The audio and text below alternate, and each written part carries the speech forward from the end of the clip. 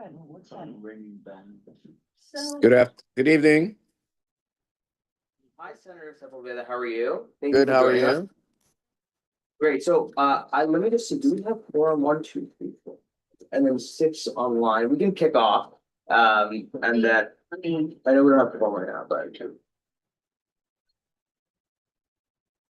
okay. Thank you, everyone, for joining. We'll kick off. My name is Mohit Palotker, and I'm the chair of the Budget, Education, and City Services Committee for CV5. We are calling our April meeting to order. We have 3 items on the agenda today. We're lucky enough to have Senator Luis Sepulveda join us today to talk about his bill S891, which establishes a centralized homelessness crisis response data system. So we'll spend some time hearing from Senator Sepulveda about the bill's objectives, what he hopes to achieve with the bill, and maybe some of the outcomes that we can see within the city and the state. Second, we'll also discuss Assemblymember Tapia's bill A7585, which establishes an Office of Fair Share Enforcement for mandates for homeless shelters. This will be part 1 of that discussion, as the Assemblymember and her team members will join us next month. And then finally, we'll go through our points of agreement with Tiffany and Julie for our Midtown South rezoning. So with that, Senator Sepulveda, pass it over to you. If you'd like to introduce yourself, the bill, and you have the floor. Sure. First of all, thank you. I'm a little surprised by the invitation because I think in my 33 years in politics, I've never been asked to make a presentation on a board that was outside of my district. My name is Senator Sepulveda. I represent the 32nd District, which is the Central Bronx, which is probably the poorest senatorial district in the state of New York and one of the poorest in the country. So as you can probably figure out, that homelessness is a major problem in some of the areas that I represent.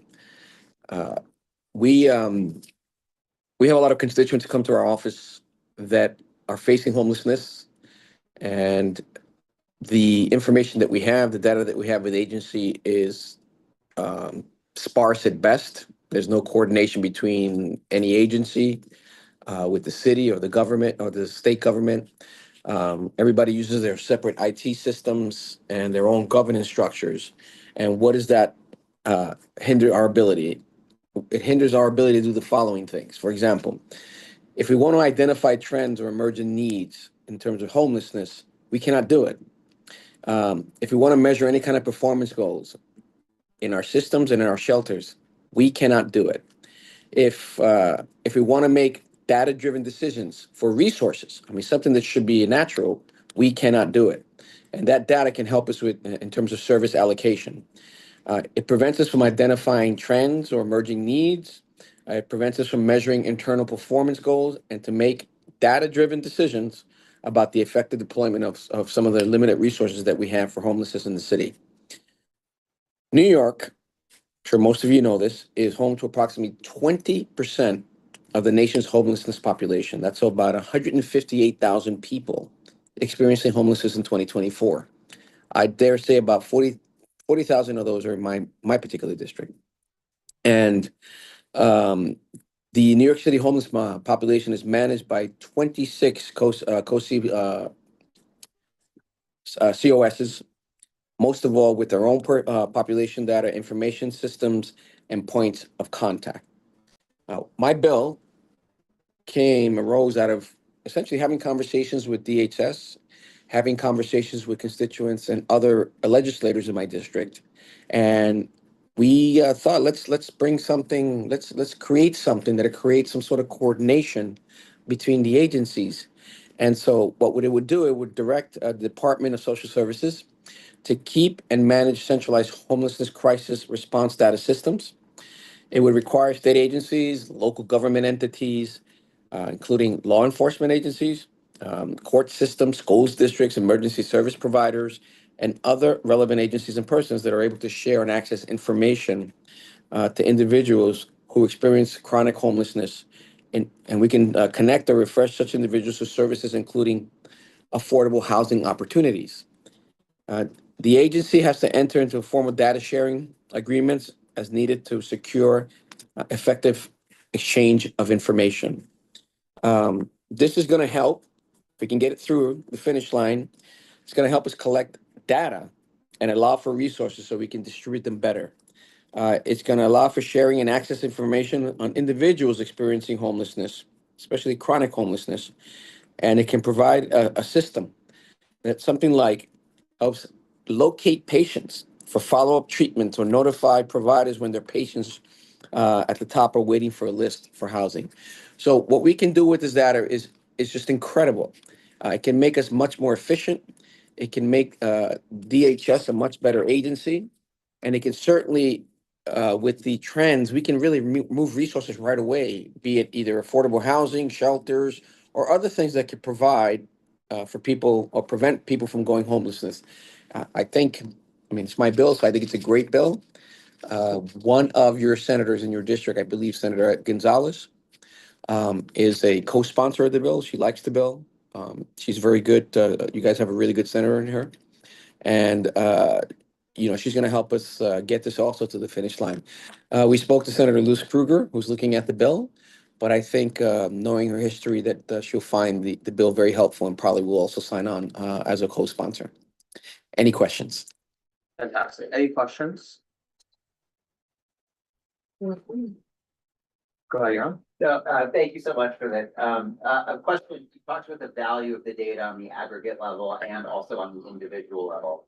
When it comes to the individual, I'm just curious, about your mind, do you have any privacy concerns about the data that's collected about individuals, their knowledge of what's collected? And, you mentioned law enforcement, what's shared with law enforcement, what's shared maybe with, in this current environment with federal departments, with, ICE, things like that. So do you have any privacy concerns? Well, look, most of these agencies have a requirement to preserve people's privacy, including the NYPD. Now, the reason that we want to share data with the NYPD, it's because they are the ones many times who face individuals that are homeless, some suffering from mental illness. If we can access their homeless crisis, their homelessness history, then essentially the NYPD can assist us in making sure that individuals can get the resources that they need.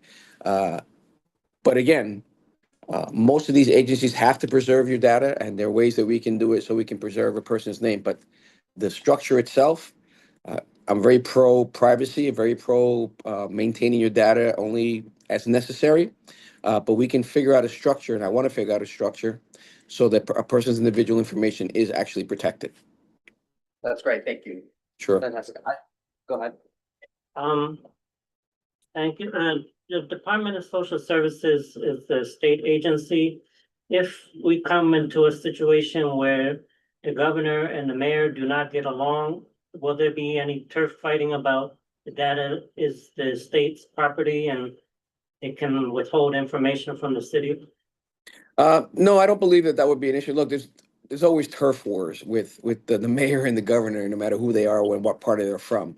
But I think with the legislation, they would not be allowed to almost create a turf wall. This information has to be provided to help the individual. So I'm really not concerned about that. It would be to the detriment of either one if this particular data can help not only the individual, but a community itself. That I think it would be to their detriment to attempt to make this some sort of turf war. But the legislation, I believe the legislation at the end will make sure that this information is provided as needed by those individuals that have chronic homelessness and other issues like that. And I guess as a follow-up to that question, how do you envision that coordination between the state level agencies and specific programs that we have here in the city? Relative to the state level, we have a significantly larger problem with homelessness, with mental health crisis and other similar issues. So what do you envision that coordination looking like with outreach platforms like CARES or Street Smart, things like that? The nucleus of the data has to be Department of Homeless Services. DHS has to be the entity that gathers the information. What the NYPD or any other agency or organization can do is they will provide information to DHS. DHS will analyze that information and take necessary action.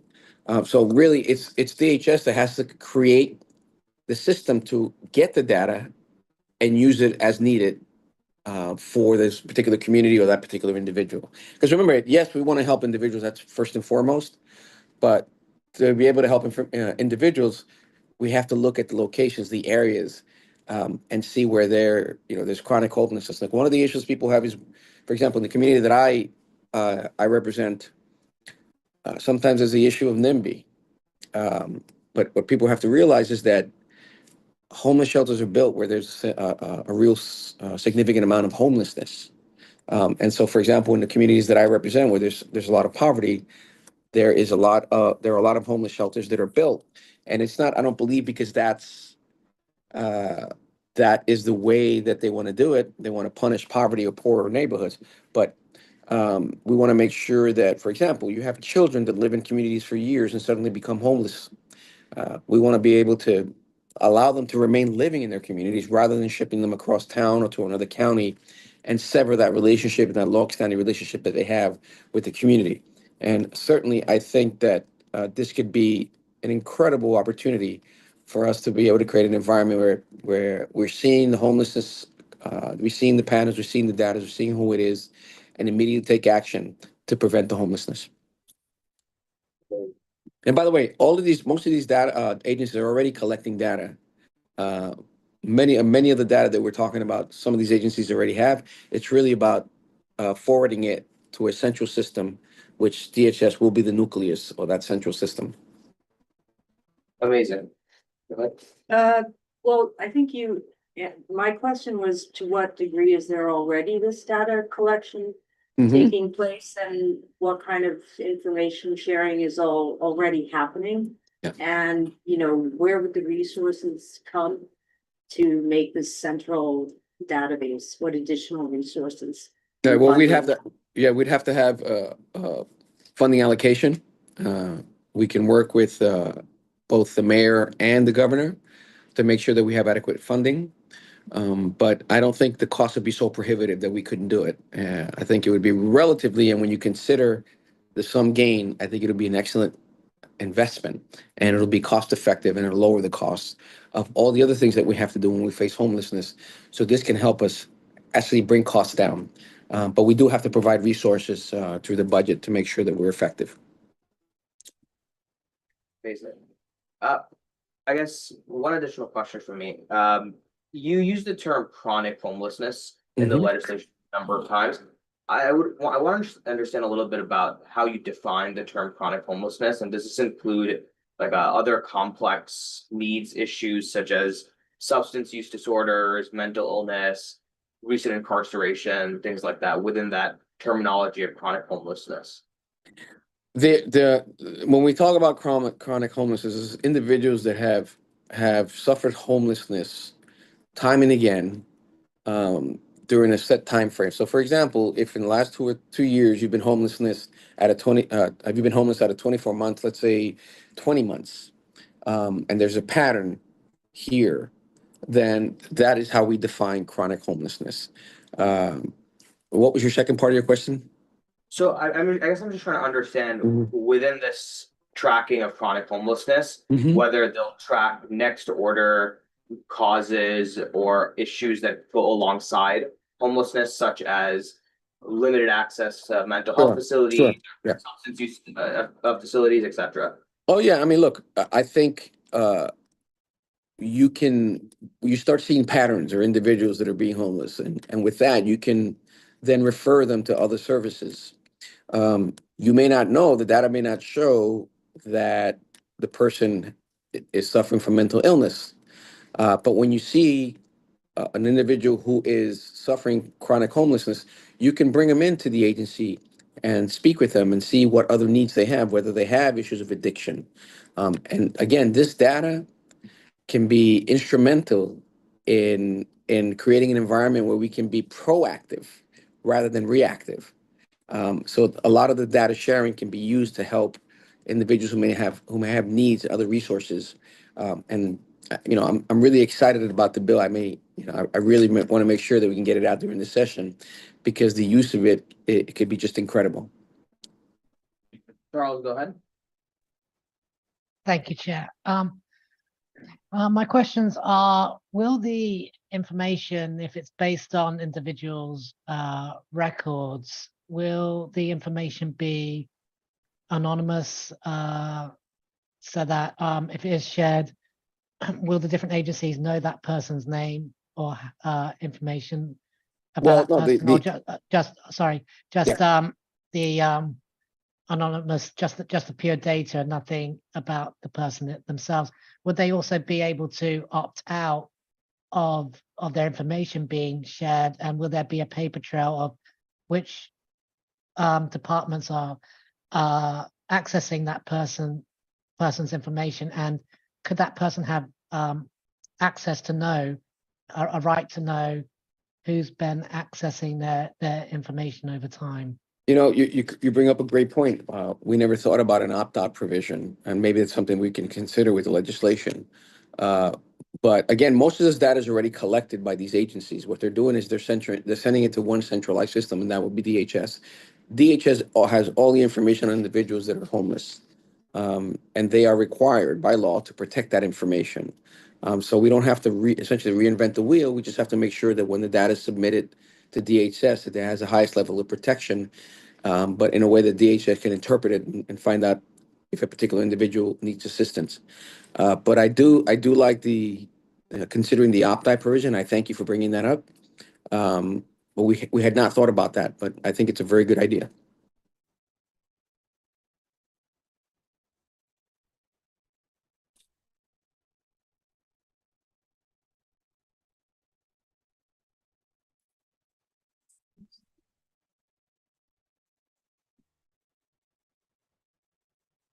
Did we freeze?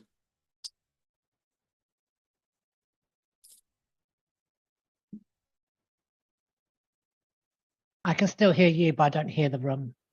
Yeah, I can't hear the room. I hear you as well. Yes. Just hold on. I'm sure they'll work it out in a second. All right, thank you.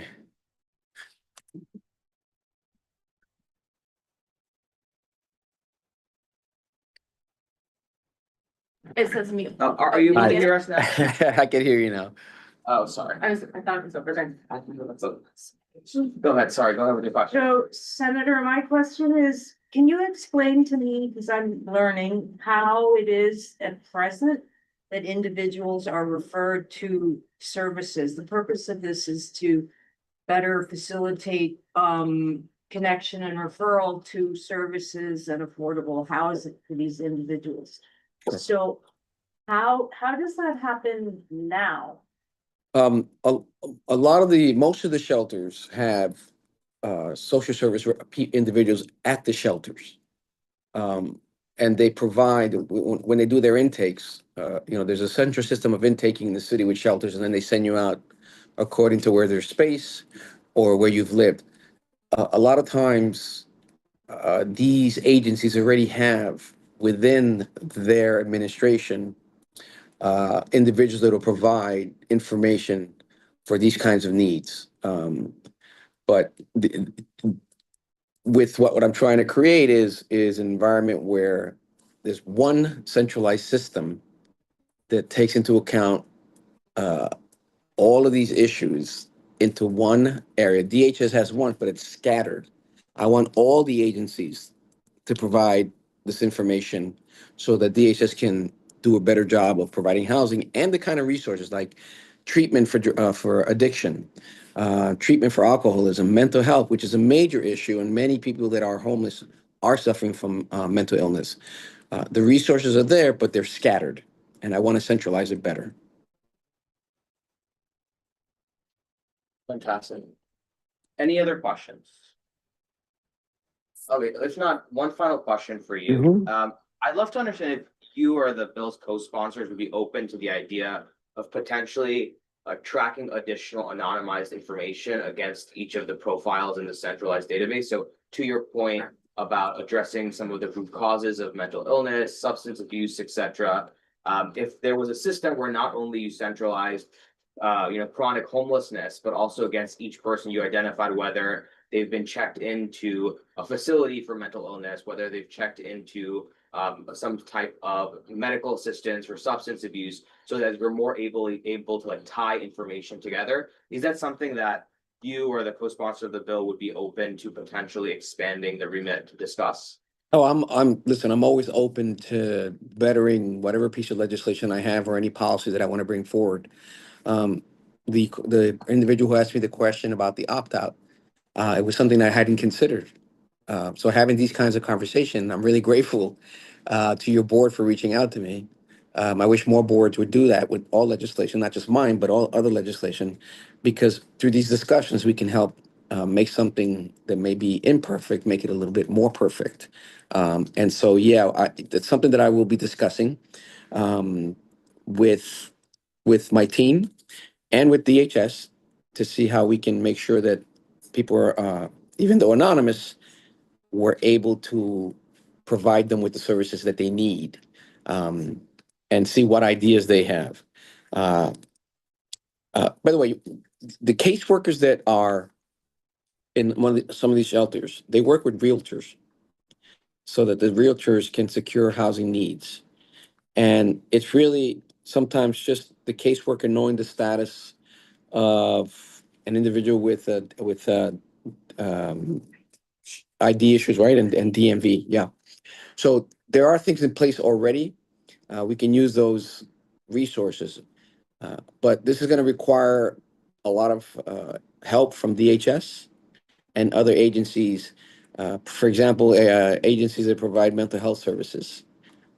They should be working with DHS because, again, many of the individuals that are homeless are suffering from mental illness. So we're not perfect. I'd like your ideas, and certainly I will look into some of the suggestions that you have made tonight. Fantastic. I guess final question, Charles, and then we'll go to comments. Thank you. I just was wondering about the element of law enforcement and courts having access to this data. Then, do you envision any plans on helping people with certain offences who are actually barred from getting Section 8 housing, meaning that they're in fact left to be chronically homeless without any ability to get affordable housing because of their criminal background? Or Well, no, because offenses? remember the flow chart. The flow chart is going to be everything, all the data, whatever. If when police have a direct contact with a civilian, let's say that police officer realizes that the individual's homeless. The police department will then can refer if the individual needs, because I'm going to consider this out now, but the police department can refer this individual to DHS. So it's not going to be whatever DHS has. The flow chart's not going to be reversed. The police department's not going to be collecting data. It's going to be providing data to DHS. And that's the best way to make sure that this information is not used in an improper way. Considering the political climate we have now, that's one of the ways that we can make sure that the data is protected. Amazing. So procedurally next, Senator, what we're going to do is go into our comment period where our committee members will discuss what we've heard. You're more than welcome to stay on, and if there are any outstanding questions that come out of it, you can feel free to answer. But after our comment period, we'll come to a conclusion whether, what stance we'd like to take as a committee on the bill. So with that, we'll kick off our comment period. Does anyone want to kick us off for comments? Go ahead. I think this sounds like a great bill. I should support it. I agree with you. Charles, go ahead. I do think it's a great bill. As someone who was homeless, I've experienced homelessness years back. My only concern is, from my experience of being in the New York City homeless shelters, many homeless people actually find the shelters to be, very dangerous. They'd rather be on the streets. Yep. And I'm just worried that I hope it doesn't make people who are homeless feel like they don't want to share information, because some of them do feel a little bit wary of authority. They're wary of being tracked or monitored.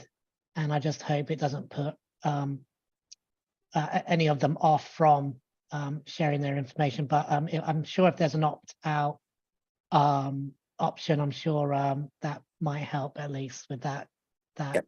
concern. And what is your name? Charles.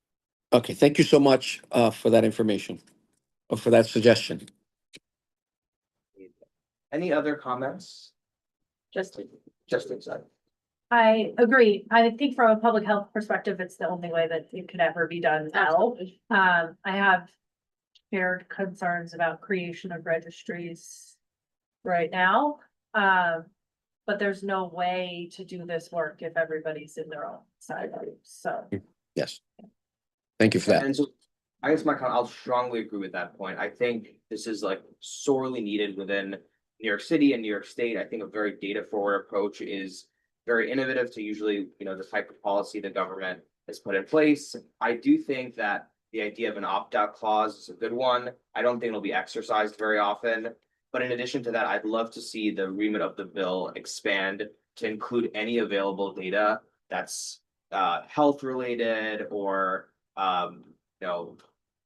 mainly, I guess, demographic data associated with any individuals that are put into this database, so that we can identify root causes and get the services that much more effectively. I think your concern around like creating a registry in this environment is definitely a real one, but I think that makes this bill even more effective. One more comment. Yeah, Go. that's okay. I think one of the implementation challenges though is like any database is only as good as how clean the data are, right? And this is Yes. gonna be inherently messy data. So in execution of this, right, there has to be probably tremendous resource in management of it, right? And like who's really trying to get rid of duplicates and trying to really make sure things are in the way that they would be. It's not all gonna be entered in like the most Organized. simple sort of setting, right? Like Yes. collected from all over and then entered. So, I mean, I guess that's just an implementation comment, but. And I just piggybacking on Justine, being in the medical profession myself, being a doctor, the more information I have to help someone is the most viable component I can have. Any history and that gives you the first and starting point to actually help another person, help a human being, no matter what the situation is. So I do think a database in a sense that can be, yes, private. I know that's a whole component, but at the same time, we want to help. We're trying to heal, we're trying to help, we're trying to do what we can. And so a database that gives us the most information to be able to provide that is what we need in the city. And there are ways of protecting the data. Look, we have, I was the sponsor of a law called the Green Light Bill. The Green Light Law gave undocumented immigrants the right to obtain a driver's license and their information protected from what's happening now at the federal level. And there was attempts to breach it, and the governor stood firm, and we were able to protect everyone's identity. So it's not impossible to provide the level of protection that I know most of you are concerned about. And we'll look at all of this information to make sure we put out the best product. And when I modify the bill to take into account an opt-out, you guys will be the first to know. Now, I was gonna just make a motion. Okay. That we do a letter, support of the bill. I mean, what I'm hearing mostly, so I'll just lay out, I think it's support of the bill, recognizing we want to ensure that we have some privacy concerns, we want to make sure there's privacy. To Justine's point, that there's proper resourcing, which, I think the senator said would ensure, that the city and the state play nice together.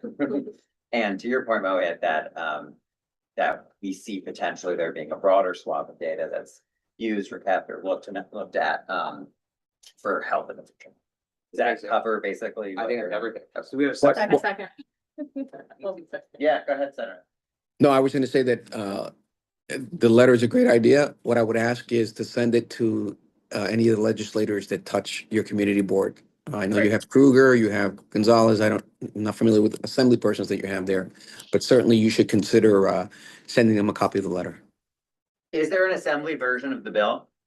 No, what happens is that whoever sponsors my bill in assembly has to be exact to the bill that I have. So Got it's it, called, okay. it's called the same as. We'll send it to Yep. them. And I believe that when you start sending these letters, we're gonna get a request to sponsor it in the assembly. Great, fantastic. Senator, thank you so much for taking the time. We really appreciate having you. Thank you Thank for you. the information. I really appreciate it. The suggestions were great. Have a great evening, guys. You as well. Bye. We need to actually vote. Oh, sorry. Everyone's just so excited. I haven't been. Want us to vote. Yeah, sorry, guys. You actually have to vote. I know. Tristan, Yes. Mohit, Yes. Julie, Yes. Kevin, Yes. Michael, Yes. oh, sorry, Greenlee. Yeah. Mark's on, but he's not. Okay, now Michael Kava. Your turn. Mike. Yes. Same yes. It was the other mic. It was the other one first. Now you- We're fine. We're both. I heard both. I heard yes. You're on. Yep. Yes. Charles, Yes. Tiffany's a yes. You're on. Yes, And Justine. Yes. You go, Kevin. Yeah, I did.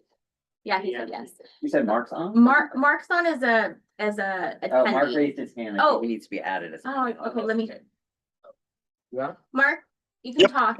I said Okay. yes. Yep, thanks. Okay. All right, thanks. I'll promote you to panelist so you can. Okay. Okay, so motion passes. What's the? 11 yeses, 0 nays and 0 abstentions. Okay, fantastic. So for our second item, we were hoping to discuss the Fair Share for Homeless Shelters Act, which is an Assembly Bill A7585. It calls for a more equitable distribution of homeless shelters across the city. Currently, there exists something called a fair share mandate, where if you have above 50,000 individuals located within a district, you have to have a proportional number of homeless shelter beds in the district, and it scales with the number of people you have within the district. So I think this is an expansion of that existing mandate. And so in that respect, it's a little bit of a controversial issue. We are having the assembly member and her team join us next month, as they're going through some amendments right now, and they'll have a final. Tapia. Okay.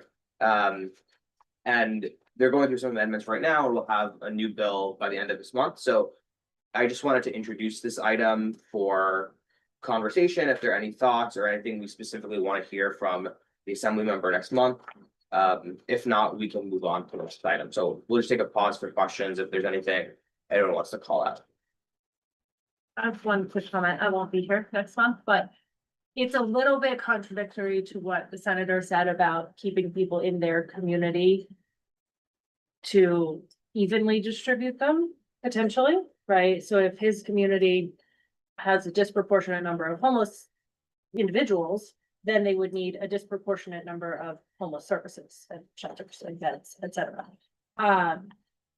But also, obviously, the other side of it is like, why should they only be the ones with? So, I mean, But I guess for that he, reason, he alluded to it earlier. That's all I'm saying. and Felt so the need to comment. I actually think when I spoke to the assembly member, she said that this was like really, like, this is a really aggressive bill. And so that they're looking to do a lot with this bill, so it's going to be controversial, which is why I think we need to have like hear from her and her team For sure. before we can make a decision. But to that's, I think, the exact Like, controversy that like, he brought it up. yeah, either you, basically the bill is calling for an expansion of people from one district and moving them to another district, because there are fewer homeless shelters in other districts than where they might currently be, which is controversial. Maybe I'll sign in and listen. Yeah. Charles, go ahead. Thank you, Chair. I was going to say, in the city, there's only one specific shelter in the Lower East Side, barrier-free living, just for people with disabilities.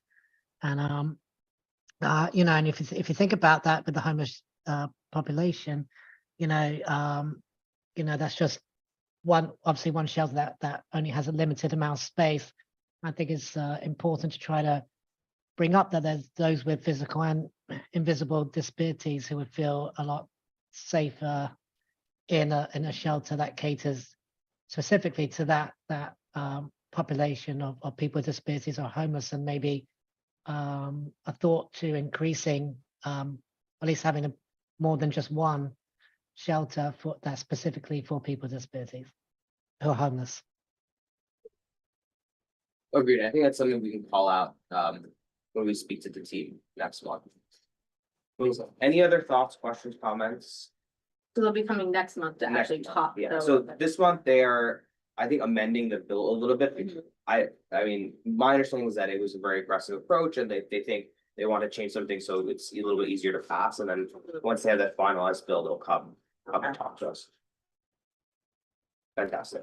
So I think then we can move to our final item, which is the points of agreement. Tiffany and Julia, I'll pass it to you to just walk us through some of the changes. I know Tiffany did a lot of work going through the district Julie needs did very statement. Well, Julie, so go ahead. Do you want me to start? You start, Julie? Well, so Julie's amazing and she made the master list, for all of the, committees and just our district as a whole. And so from there, I took into, the things that, she discussed, and then I went back to our district needs statements and then went toward what our like main points of focus is on from going forward with our committee, and that's homelessness and economic recovery and mental health. So then I just kind of pieced all those things in together and tried to find some resources regarding that, and then added that with what Julie had. And that is the list that got sent out to everyone. So I don't know if you want to, I mean, and this is totally edible, obviously. This is just a rough draft, trying to put the most thought and connection into what we want to focus on as a committee.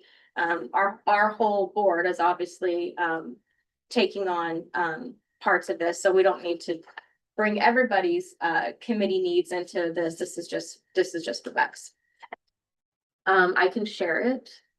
And I think the one ask I would have, if possible, is wherever you added like specific bullet points to the Mhm. master list that we're calling like the Bex points, Uh-huh. and we can walk through those and maybe we can discuss as a committee and pass a resolution similar to TNE. Okay. With those specific points coming from Bex. Isn't that the whole I document? think that's the whole thing. It's the whole thing. Oh, that's, It's really the whole thing. oh, so this is including, so it's Yes. pulled out from the It's master. pulled out. I Yes, understand. this is everything. This is Understood. Julie's master just for the Bex, the things that I added for Bex. Understood. And then I did look over teenies and did already kind of draft not a full reso, obviously, but pulled these bullet points into a resolution. So is it okay, Julian, if some of this overlaps with some of the other committees, or do we have to be really? It doesn't overlap, because I've been looking at the whole Yeah. master, Okay. and this is specifically our Perfect, committee. okay, And it also doesn't matter if it does, because we'll clean it up. okay. Okay. Yeah. Sure. So just to add, I'm gonna compile this list over the weekend to all the committees and open to any text edits. This is gonna be what the council members and the city leads. So if you can improve it and make it stronger, only open to that. And I already made those, the ones of the youth corrections you went in, I went in there and cleaned those all up, because I kind of made it a little bit wordy, because I was just trying to bring everything into it for us to have a starting point as well. I don't know, do you want to go for each one, or do you want to do it? What's the best way to do this? Maybe if you go through the header of each section, instead of like the specific points, if for time's sake, but Yeah, open to sure. whatever. You did the preservation of infrastructure, right? That was kind of more on yours, even though I brought it over. Yeah, and there is a current homeless shelter in the MSMX district. So, I'm not sure. There's no city owned or state owned building, so I'm not sure how that shelter operates. But the idea is you wanna preserve that and preserve any existing services. Yeah, when you talked about not having any state or, private space, I went, I dived into, I didn't find any either, so yeah, you're on. Sorry, I don't have a comment on that. I have a comment on once. Oh, we can wait. well, no, all of it together. Oh, okay, so, it was just, so I have a series of comments, some are very small and like text-based, some are, so this is more of a small text-based one, do you want me to like, or should we just go? Just go, Okay, just Just go. So one C, so support a study to require incentivized community facility use allocation, so. It's just, studies don't necessarily require or incentivize things, I think we're supporting a study to. Determine the impact of community facility use allocations or something, Okay. right? Or to study the policy, like, The community facility is permitted for our district, but. Are those gonna be subsidized for nonprofits? Like, there are existing nonprofits in our district that might get priced out, so how do we protect them? so but that's covered later in 7C. Okay, Where so we're saying then I maintain and agree. expand affordable commercial space for nonprofit social enterprise education. This is a study. So like, if Oh. we're not actually, if we're actually advocating something, not studying Yeah. anything, I think we should get rid of it. Get rid of the study part, okay. And then just lean on 7C, because it's what Julie just said sounds like 7C today.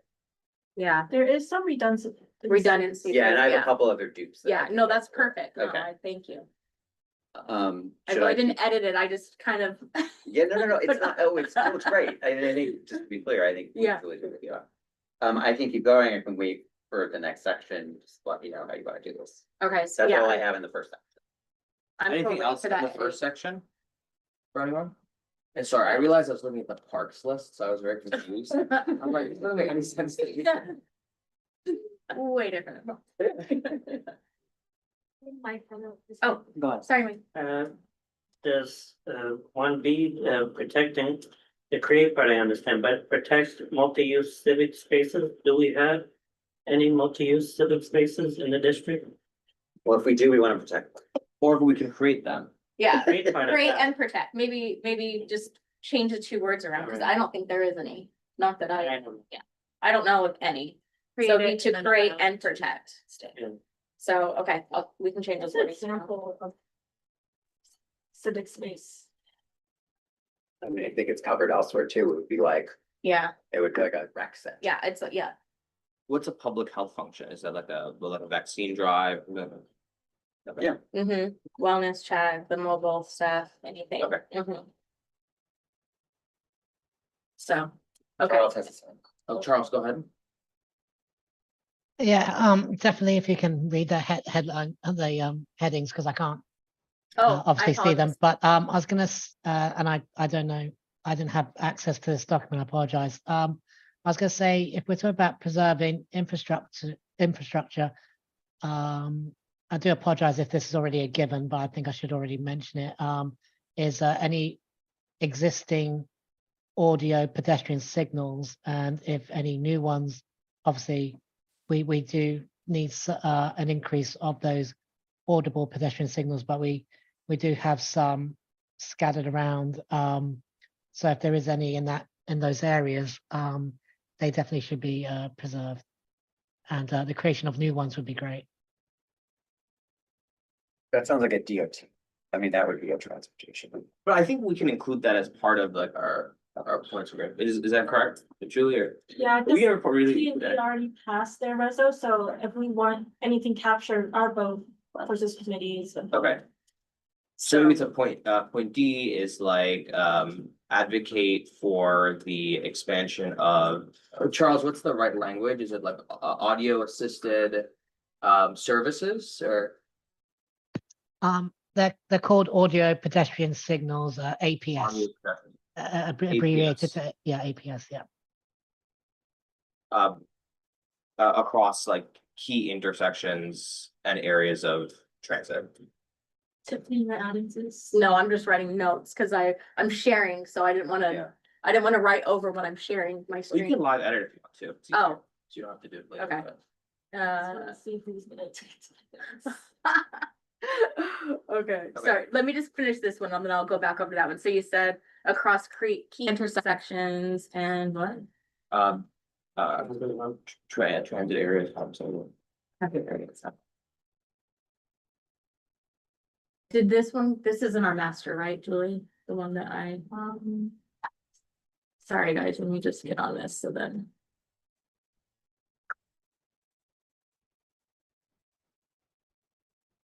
I can't find it. Can we stop here? So we're gonna remove C, right? Yeah, So this is then you see them.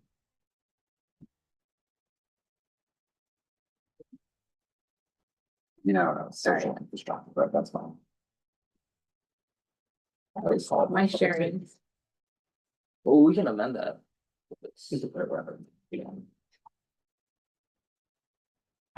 Sorry, I'm just trying to find the shared. So I can go with it. With Julie, so we can kind of together. It's know his email. Anybody Yeah, here, else? Is it in the master? I can just copy and paste into a Word document, but, I don't. Would you also just copy paste into a Word document and then like share screen, share the Word document? And have this little- So it's this one, right? Is this one? No, I fixed that one already. In. Is that what in, that's just, I think it's the one in this email that you sent. well, I just sent it as a PDF, because I saved it from Okay, here. I can just take notes on it and then. I Okay, can do all right, that. sorry, I'll take time. You wanna do section 2? So, oh, go ahead. Okay, so section 2, Will you I- say the name so Charlie yeah, hears it? I have nothing on 2A. So 2B, mandate inclusion of shelter beds or transitional housing in public facility siting plans as part of any capital investment strategy tied to the rezoning. I guess I don't fully understand what this means. Like, to me, the way I read this is that any public facility siting plan would need to include shelter beds or transitional housing, but a ball field is a public facility. We're not Yeah. advocating that has shelter beds. So Okay. what does this say, I guess? Is there a question? I did have this crossed out. Oh, you did? Oh, okay. And Charles, for context, this one is homelessness prevention and supportive housing Oh, that's the overall Yes, category. yes. is the category. So So Sorry, which step was that again? that was, B, so B, yeah, 2B, I'm just, 2B. I think there's maybe some words Okay. missing that it would be certain kinds of facilities, sure, but not any public public facility. Understand, Okay. yes. 2C, which says, I'll read it, create a homeless services coordination zone, coordinate with DHS, DSS, and local nonprofit providers to designate Midtown South as a priority outreach zone for rapid rehousing, mobile street outreach, and mental health referrals. I just had a question on this of, is that already an existing city label and category of thing? Okay, Mhm. Actually, I had this crossed out because I think Breaking Ground does this already. Yeah, that's what you were saying, oh, but it was hard for me, when I went on there, it was hard for me to like know if they actually cover basically everywhere, or if there needs to be a creation of more than just Breaking Ground. I mean, but Breaking Ground's amazing, there's so much that they offer, I just, From my understanding, like the whole swath is covered by Breaking Ground, and then the Upper Manhattan is another provider. Urban Pathways. Mhm. They're like, so Lower Manhattan is all Breaking Ground. And I saw then, that, oh, you did see a map? Okay. Years ago. yeah, But is there like a disadvantage to have multiple entities? well, I think the idea is that the city may already have this, and David Sigmund, you know. He's like all about, let's make a reso that's very tight and Yeah. look like we know what we're talking about. that's what I, Okay. what I'm driving at, yeah. Hmm. So. Okay. So we can strike C. We can I check think, see yeah, that. let's So B and verify C. that that we're Yeah. still in Okay. Breaking Ground's territory, Okay. but, and then my other comment was about 2E. Again, with study, support a study to provide density bonuses for developers to include on-site supportive housing. I would, sure, we can study something. Mhm. We can also just advocate for density bonuses for developers to provide on-site supportive housing, but I agree. what are we studying? I agree. I think we should change the language to To advocate. advocate, to eat advocate. Well, Or go ahead, Jen. I had this crossed out, but it was like, MIH is already included in the upselling. Like across the board, so the way it's worded, So it doesn't need to be there because it's already Wait, am I, I'm inclusive? talking about E, the supportive housing, Yeah, um, not The am I, support of the study. Right, density bonuses. right? It's, I'm sort of like, we don't really need basically, we're saying, do we want developers to get density bonuses if they include on-site supportive housing or not? And that's also a zoning question. I don't know that that's a Mm. Beck's question. Yeah. well, Um, I would say that we could advocate as Bex or another level of MIH option that would mandate. right, Some type of, right. supportive housing at a certain level of affordability. I would just start to Julie's point of like, let's make it sound like we know what we're talking about. I would sort of rather. I don't know what we would be studying, so either we're advocating for it or we're not. I agree. that's actually a question about the using the term advocate for. So by writing this, we are advocating for whatever we are writing. We're asking in our it. council. So we're asking the counselors to advocate for it, or are we asking the council member to do something specific beyond advocate? We're asking the council member to get agreement on it from the mayor. and money allocated. And money for this. Yeah, and Right. Or allocations. possibility. So do we need to say that, or do by saying advocate for this, all of that is the cascade? I think it's I think all, it's implicit. Okay. Thanks. no problem. So. I'm done with section E- two. So E, we're changing to advocating. Okay. Anything else in number 2? I have a question about 2D. Prioritize homeless families and individuals for deeply affordable housing. Created in the MSMX area. So are we advocating for more deeply affordable housing? Or I'm just a little confused as to why we say prioritize families and individuals for that. I mean, We could just I say prioritize very- deeply affordable housing. Mhm. As opposed to people who already have.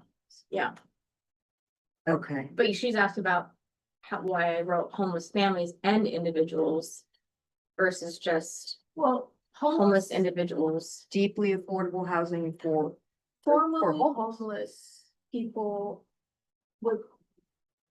They're in separate bracket, right, for affordable housing, like less than 30% AMI. Yeah.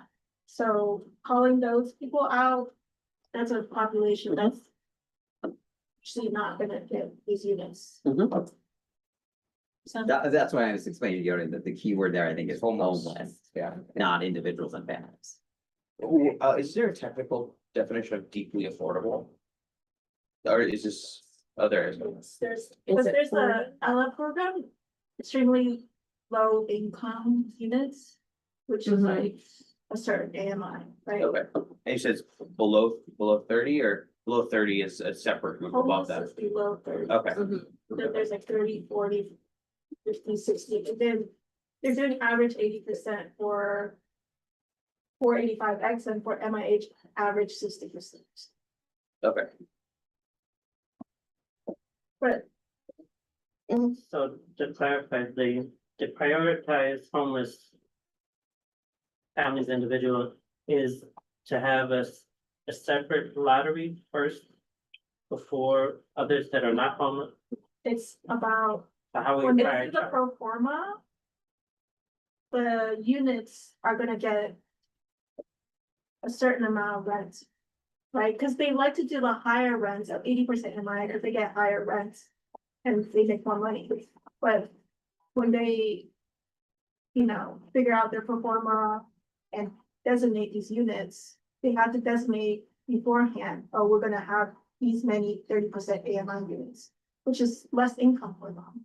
And they need to get, You're saying them, you mean the developer? The developers. Right, so the developer chooses which MIH program they're gonna do, so how are we prioritize, are we forcing the developer to prioritize homeless or former homeless?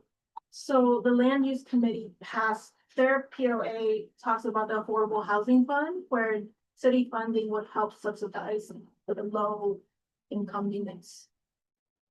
Yeah, I am that part about the money part, and the voucher and all of that, I am. Like, how do we get? What's forcing the developer to pick the lower, more affordable MIH option? They have to get help from the city.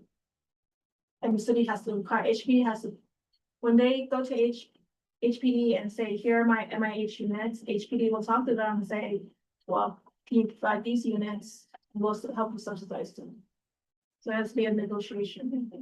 Like HPD will, I also think we don't necessarily need to figure that out. Like, I agree that HPD will require, I mean, I think these POAs, some of them are a little bit like, this is what we want, you executionally figure it out. But I agree with Julie that HPD can sort of be like, okay, here's what you need in return.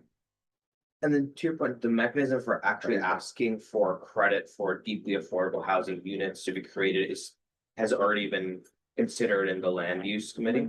So, yes, so some of these does get repetitive because we're asking just for it in this section, but then. Well, the way I understand it is, at least based on how you describe it, is land use is asking for the creation of deeply affordable brackets. housing units, and then we are asking for a prioritization of homeless families and individuals for those units, but that might not matter because the only people that might be considered for those units are homeless families and individuals. Is that true? I'm sure exactly, I got lost in the Okay, question, so but the idea is all these special units are not required by MIH. MIH only requires this average percentage and they can choose whatever average they want. So all these special units that we want for just diverse populations, we include it and then we have to ask the city for money to fund those. okay, So it all actually becomes one item really. okay. Maybe Okay. when we combine the rest, the. But we don't need POAs. to reconcile. Anyway, we'll do it at the end, so Charles, go ahead.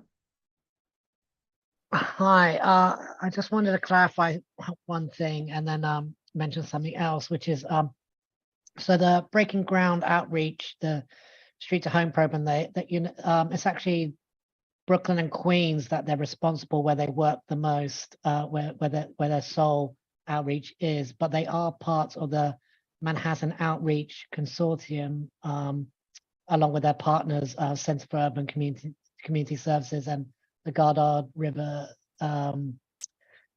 Community Center, where they do some outreach in Manhattan. So I just wanted to let you guys know about that. But I was going to say, I don't know if the land use committee spoke about or added in about the importance of supportive housing, and also, you know, because when we talk about homelessness and all that, we talk about housing, and I'm in support of housing myself, where we have the Center for Urban Community Services who work during the day, located in the same building, to help tenants with mental health issues and struggles and referrals and things like that. So that model that Breaking Ground uses, because I'm in a Breaking Ground building, you know, that model really does work, where you have supportive housing, where you have caseworkers and case managers in the same building, able to help tenants when they're having a crisis or if they need a referral to a food pantry or something like that. So, and we don't have many of these buildings in the area. Oh, and the second thing I just remembered, NYCHA. We don't have many NYCHA buildings at all in housing in our district, I believe. But I'm sure Julie can let me know if I'm wrong on that one. But yeah, I don't know if there's something we can talk about NYCHA and about supportive housing, because just like, you know, the middle class would like to carry on living in Manhattan, we want to make sure we don't push out the poor either, make it unaffordable for people on fixed incomes, things like that. Amazing. So I think we have Yeah, 2A, which yeah. funds supportive housing.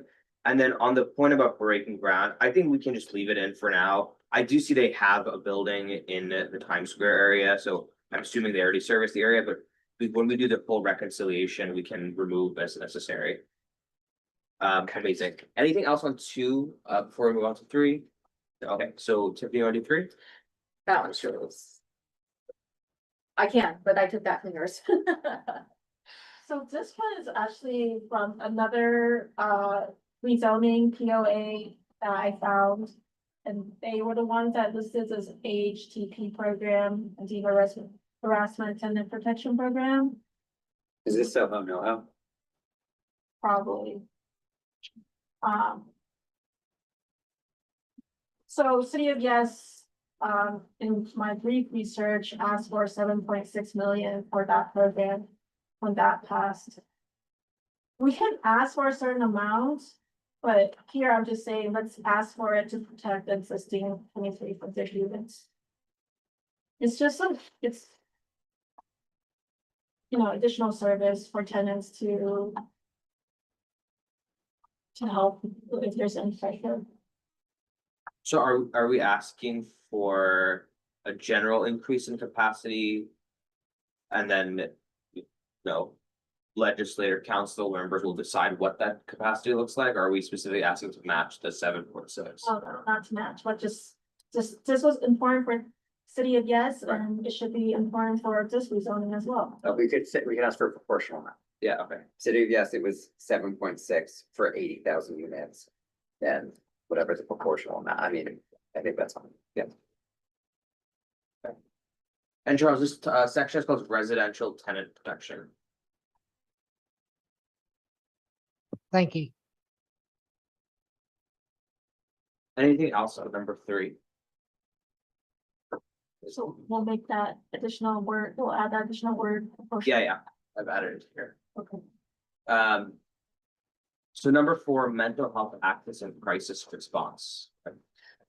Oh, we could go so much on this. We've talked about it for so long. Kind of just tried to focus in on them, establishing a neighborhood mental health hub within our mixed rezoning. I know we're trying to do so much of this already, but we have the Be Heard model program already, which includes, when there's something going on, there's also a mental health provider that also comes with the NYPD and protection and EMS if necessary. And C is funding mental health in schools. And then D is, include mental health programming and community facilities in order while we continue to expand and rezone our area. They're pretty broad, but I just picked those in the sense because that's what we continually talk about as what we would love to see happen with our mental health access and especially the crisis response. And Be Heard model is I'm very in favor of that and hope that expands even more. But, I think section is great. My only comment is that 4B, I think is duplicated by 5F.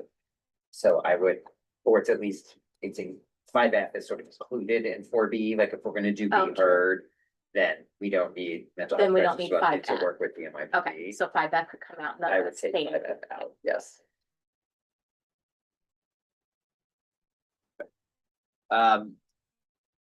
Anything else on 4, mental health access and crisis response? Yeah, Charles? Sorry, Go ahead. go ahead, Charles. I can't find the hand raise. Yeah, I just wanted to, I've said over the years in the BEX committee, even when I was a public speaker many years ago, one of the big problems is a lack of mental health providers in our district. I mean, most people have to go to Bellevue or to like a major hospital. And then as you know, when you go to a hospital, there's long wait lists and you're not always going to see the same psychiatrist or psychologist.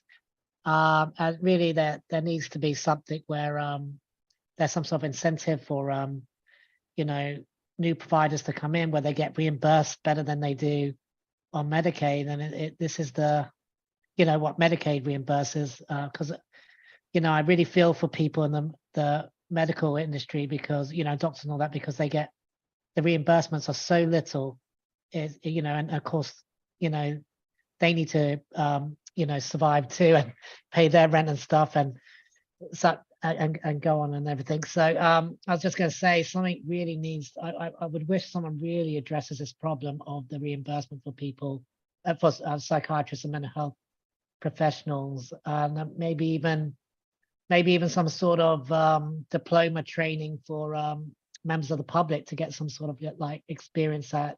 I thought there was talk about doing that, where trying to have more programs that are not all degrees, where people can be trained to be a first responder and helping someone having a crisis in the street or something like that. So definitely we do need more providers with for mental health, for people having mental health issues that take Medicaid.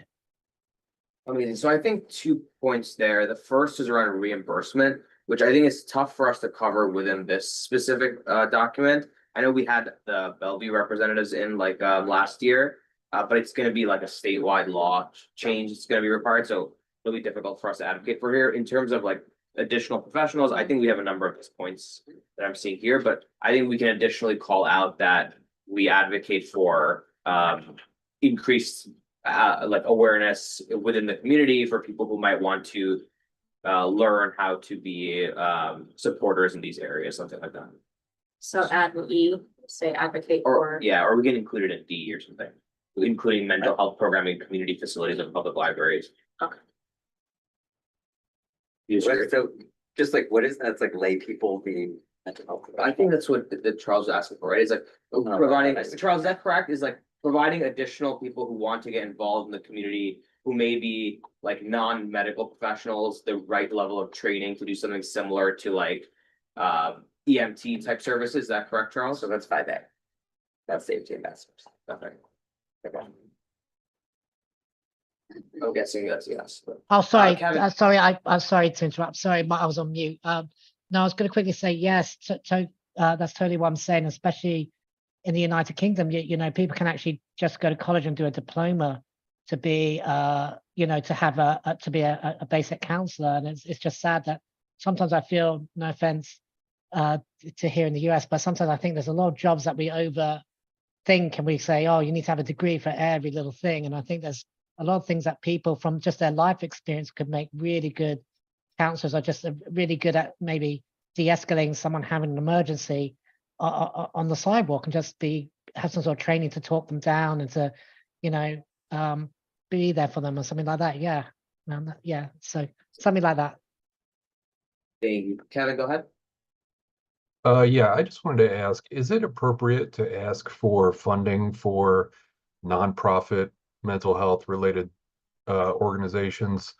The one that immediately comes to mind is Fountain House, which is in like 47th and 9th Avenue or somewhere over there.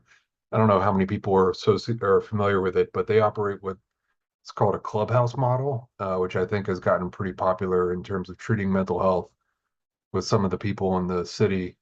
I think 4A obviously is sort of a stretch goal, but I don't know how realistic it would be to create a mental health hub from scratch, as opposed to asking for funding for existing nonprofit groups like Fountain House or National Alliance on Mental Health,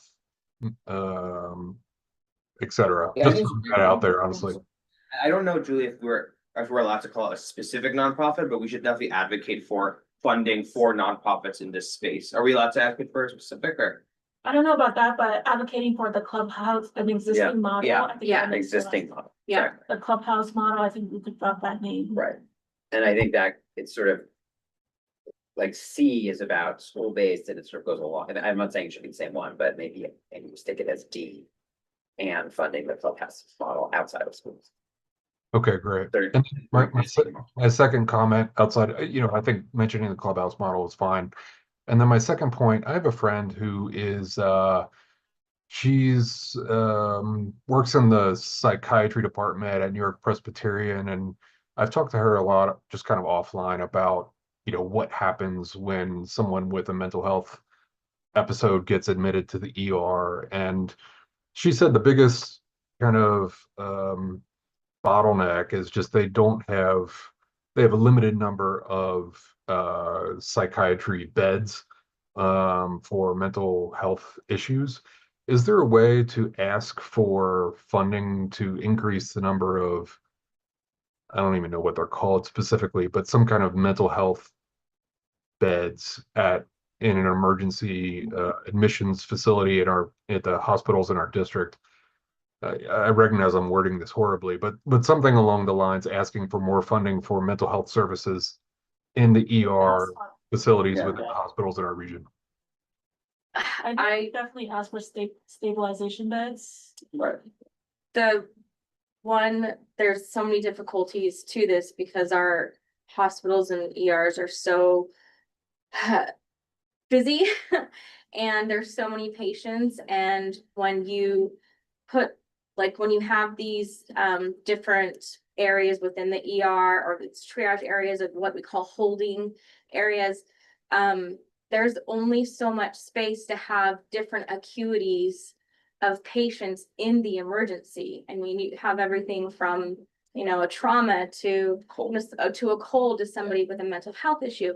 And also when they're in these areas, there's also somebody monitoring the area. So it's another additional staff like security and things like that too. So with the existing spaces that hospitals have, it would have to almost be expansion, because the ERs already don't have enough beds, period, let alone holding beds and things like that. So You mean I like a don't- capital I expense? mean, yeah, it literally have to be expansion. And it would likely be on the private hospital institutions. to do Would that. this is sort of, I think, borderline out of scope because there isn't a hospital. In our I district, mean, even, or I'd say know. MSM Max, like, I think Kevin is absolutely right. I'm Oh, just of trying to course. understand is there a place for that? So I here? wonder whether in this neighborhood mental health hub, could we advocate for, did you say like stabilization beds? Is it Yeah, just Can we yeah. advocate for, so Sure. it's not like an emergency bed, but like a Sure. stabilization beds, right? They're like part of safe haven, so. That's true, 5D, right, yeah. That's all we did. Okay. Yeah. So it can be incorporated in 4A and it's implicit in 5D. Yeah, I would be fine with that. I mean, the problem again, my friend who knows much more about this than I do says is the problem is someone gets admitted to the hospital, and obviously Tiffany, you know more about this than I do as well. Somebody gets admitted to the hospital with a mental health problem and they're giving meds, and voila, they get better. And so after 24, 36 hours, they need to be released because they're better, but then they get released and they immediately become worse. Because they're off their meds. And so it becomes kind of an endless cycle where they just keep kind of seeing the same people over and over again. So I don't even know if more beds is the solution, but that's kind of the spirit of what I'm thinking of. Yeah, it's just really more access overall, because it'll be anything from coming to the emergency room to actually having those assigned in hospital admitting beds too. And so when their bed doesn't open up, if somebody looks like they're doing okay, they're getting discharged, and exactly what you're saying. They leave and then they get worse, and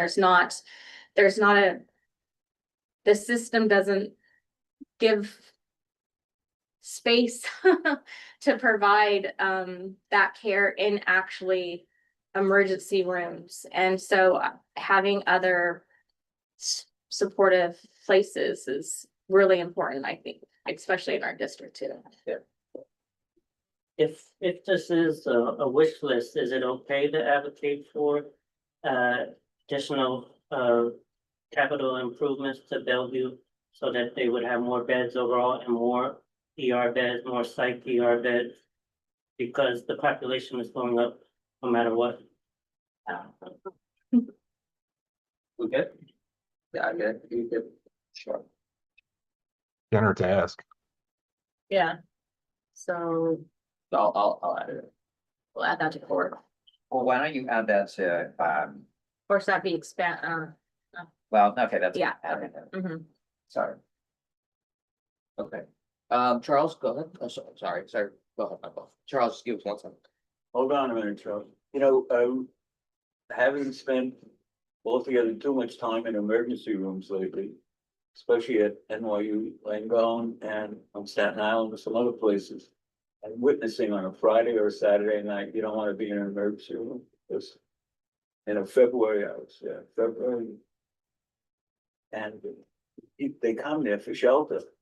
And it's homeless people, and people who aren't on a straight track. We just have no place to go. And they come there and they get admitted and they go in and then they find it's the same person who was there 6 hours earlier. And now they're back, and yesterday and the day before, and the security people who were there are pleading with them, they can't pick them up and throw them out, it's snowing outside.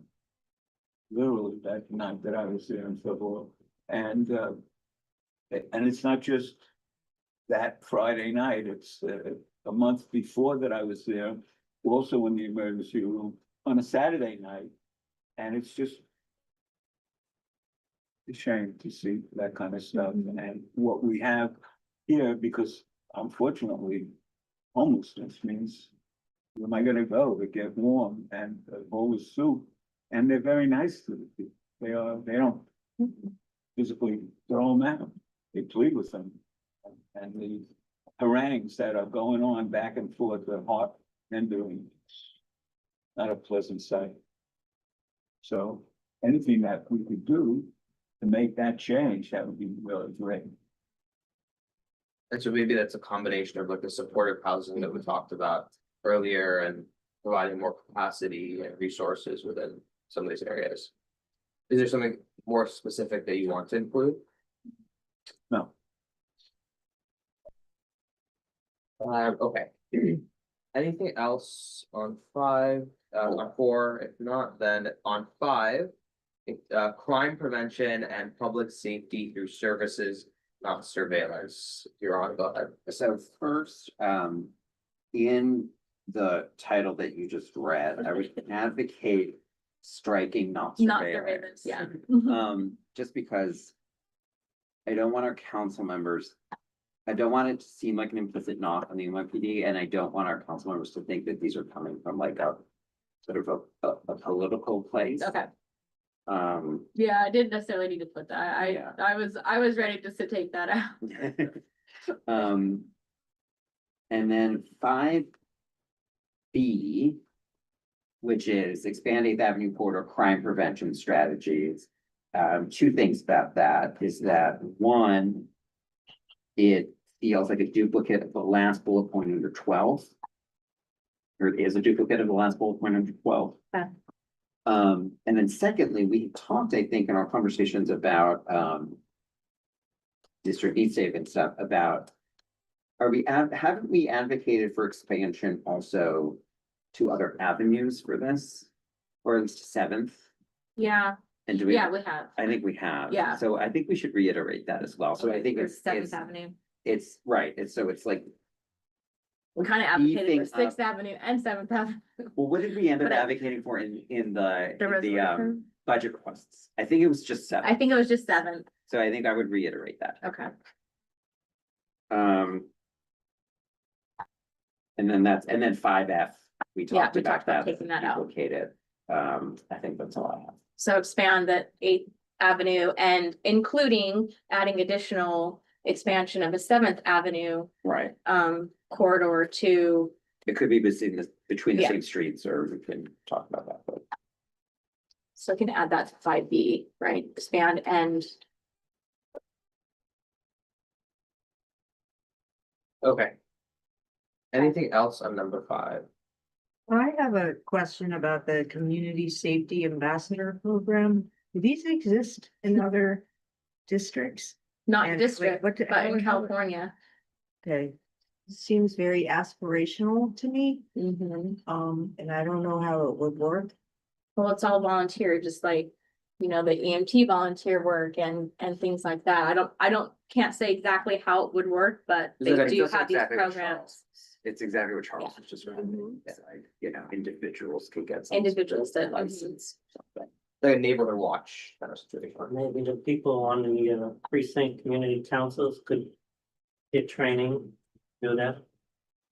It Because just they're- seems like rather than trying to set up something new, trying to tie into something which is already in existence, like was mentioned before. Yeah, but if they're already the community councils. But none of these programs actually exist. Higher level, Mhm. I mean, the precinct community council, they just meet once, twice a month. This would be a lot more volunteerism than just like. This would be actually in the community. I mean, Oh, sorry, yeah. I look at it a little, I agree it's aspirational, Yeah. but I look at the value of it is. There's a lot of places in which we're asking to expand city and state capacity. And here we're saying, or if that's not or, but like, and if that's not feasible, that's too expensive, that requires. Let's try this, which would be a lot cheaper, and could have an impact and has been done in other cities. So I think it's an interesting thing to put out. So I think a follow-up question to this, Mhm. are we able to just request additional NYPD presence in the area? Or the hire funding for the hiring of additional officers? Like, I think that this idea is a great idea to have a safety ambassador program, but it'd be great to have additional enforcement capability in the district. I feel like we've asked that so many times and they Yeah. just said there's not enough. There's just not enough and never gonna be enough. We could tie it to populate. I mean, we Right. say if we're gonna add X Yeah. number of units, Mhm, we anticipate adding X number of residents. mhm. Yeah. Therefore, we would need to proportionally. Yeah. Okay. I agree. Okay, on, Charles, go ahead. Yeah, I doubt this can be added, but I just want to make a quick point that, it does seem that there's this revolving door where people get arrested, they get charged, they get, maybe they spend some time in jail, they come out again, and they have all these barriers to housing or employment because of their criminal record, and they don't, and also in the prisons they don't go through any rehabilitation. And just, I might sound quite liberal here, but in Europe we're very good at rehabilitating people who have a criminal background. I wish that the states would follow the same way, because rehabilitation and holding people accountable, and as we know, there's restorative justice programs. If there was more of that, then that would help. The studies have proven that would help lower crimes. So I just wanted to point that out about the importance of restorative justice and rehabilitation of criminals, instead of just isolating them and treating them like they're scum and that's it, and they can never be rehabilitated. It'd be nice if something more was done to help them so they don't keep on the same pattern, because in the news all we hear is repeat offenders and offenders with lengthy records, and it just seems like there's nothing much being done to help them stop the behavior and be a law-abiding citizen. Thank you. I think it's something we keep in mind when we talk about crime prevention more broadly, but probably out of scope for this specific agreement, but we'll keep it noted for our crime prevention discussions. With that, let's go to number 6, economic recovery and workforce development. Go ahead, Yara. I think, I only have a small, I had a question about 6D. So it reads support anchor employers in public institutions like Baruch High School, Bellevue, and public library branches as workforce pipelines. I guess I sort of don't understand what that means, in the sense that, like, are libraries workforce pipelines? Yeah, so I don't know what you had in mind with words, but libraries are huge employers. Yeah. Right, but it's a pretty specialized skill, isn't it? Or, Oh, well, I think Can learn a like lot. I librarians. see, but the other employer, I see. Yeah. Okay, great. So then that answers. Like, 6A, uh-huh. the prioritized funding for workforce development. Why are these particular ones, and could it be expanded to fashion, design, arts, or performing arts, or because of the garment district? Sure. And that's why I just want to know if these particular industries No. were. It was just in my thought of expansion in general, but we can totally add more things into that. Starts with 6A and you said healthcare, you said fashion, design. Fashion, design overall, and arts, performing art. Okay, cool.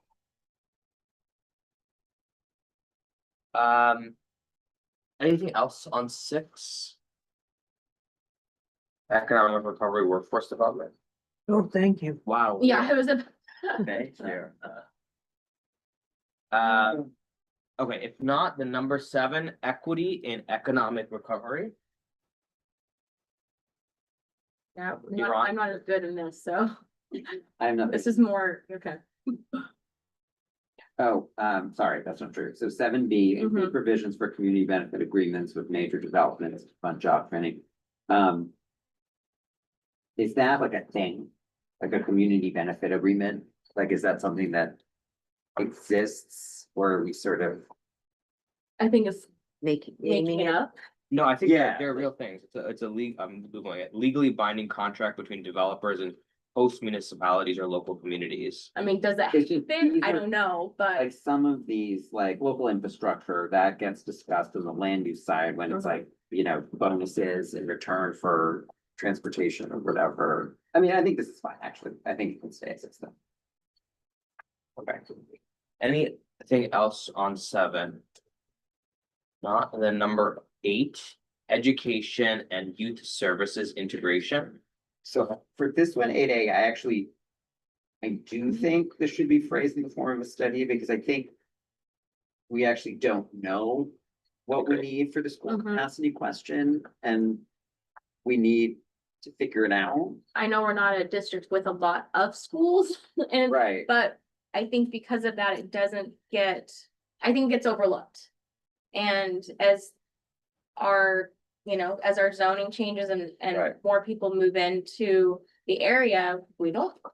Maybe there's gonna be younger, maybe we're gonna have more that we need to actually, I agree. I think we need to reconcile it with the second bullet point under 12, which specifically calls for new schools. So I Okay. actually think I agree that that's.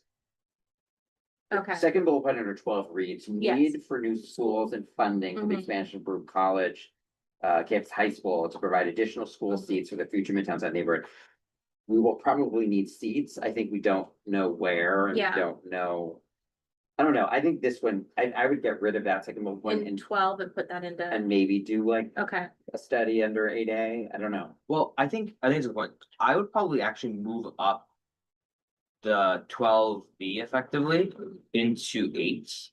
Because I think this was a specific ask from Isabel, if I remember correctly, in our last Yeah. meeting about this specific school, the Baruch College Campus High School, Mhm. which is one of the only schools in the district. I think. And then I would also say we keep A, which is to support a study to, I would just say, let that be its own. understand if more schools are needed in the district. Yeah. I remember looking at the numbers and not seeing that this particular school actually did. By the city's metrics, need more seats. So I wonder what the data is that is, Is that in the DEIS says like that? Is the DEIS is not super accurate. right. Yeah, I don't know. Okay, that's fine. If we wanna have that call out, that's fine. Can I just note that I'm not sure if these brackets are gonna be the same, like, I think the red section needs to combine with some of these Yeah. sections, Mhm. so Yes, just to Yeah. manage expectations. Yeah. Yes. the sections might be correct. Yeah. And I think we should do the reconciliation like after. Mhm. Yeah. Okay, anything else on education and youth services integration? Okay, also, number 9, accountability, transparency, and local voice. Go ahead. So this is more substantive, 9A. I personally am in favor of community impact assessments. I think. I would be more comfortable with language that said. But that won't. Sort of come at the expense of the speed of development. Like, Okay. we already have a lot of. I don't know, and I know Julie might have thoughts on this, but this is, you could read this as saying. They want Yeah. 3 additional assessments, Yeah, those might take 2 years each. I just, I want to be careful about asking for too much assessment and balancing that with expediency. And so. I'd love to hear the committee's thought on that. Is the impact assessment being done project by project, or is it being done on as a neighborhood basis yearly, or how? Oh, I don't know. I took it to be project by project because it says not just traffic and shadows, which is like Right. project by project. Yeah. No projects are required to do any of this. But they're not There's- required, yeah. But now it's as a right. Oh, right, Once this right. rezoning Because passes, it's the rezoning pass. Okay, so then, Oh, so no one's required. So is this even relevant? I I'm not guess sure not. what this would, I mean, maybe for the future, like, future rezoning should the synthesis. but to Greeley's point, I like the idea of assessing it at the neighborhood or community level, but the individual, like what an individual building's impact on mental health is gonna Yeah. be is very hard. to True. assess. Okay, yeah, true. So And if they're not required to do any of it anyways, Right. with the new zoning. So would it be the city, a city agency that'll be doing this yearly, every 2 years? oh, can we remove the Yeah. terminology community impact assessment and make it like a review of these things at the city level instead? Would that be something you're open to? Well, basically, we're saying, we wanna understand these issues, and we wanna understand the intersection between the rezoning and these issues. Is that what we're saying? Yes. In a very wordy and, No, I'm not criticizing it. no, at no, all. I'm criticizing No, myself. please. I'm thinking it's asking for updated data collection. Correct, which we For- do on C. So I'm saying, should we Right. fold it into C? Yeah, Like if I nine think- C is just about, we wanna understand the data around these issues, Mhm. and we wanna be updated as the rezoning comes into place. Like, Yeah. is it about just data? no, I mean, if you don't do anything with data, what's data then, right? That's fair. So. I'm okay with just having C and not needing A. Okay. Can we add like the crime terminology for CDM? You could beef up C. A and B, let's see. Okay, fantastic.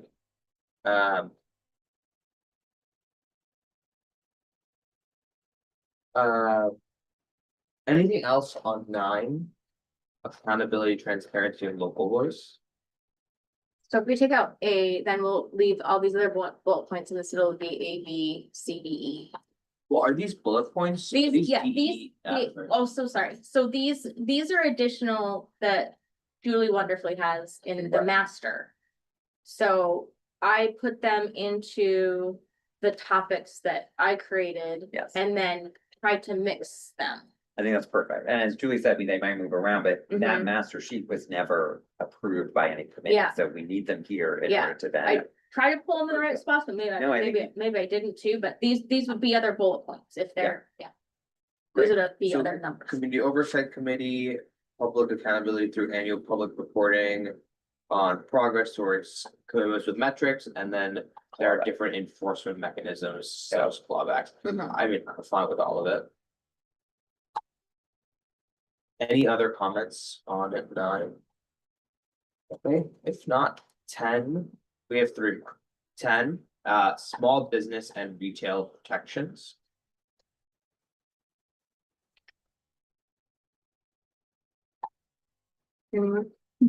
Any comments, thoughts? Seems like there's. Okay, okay. The Knicks game also started, guys. I know. Um, Game 5.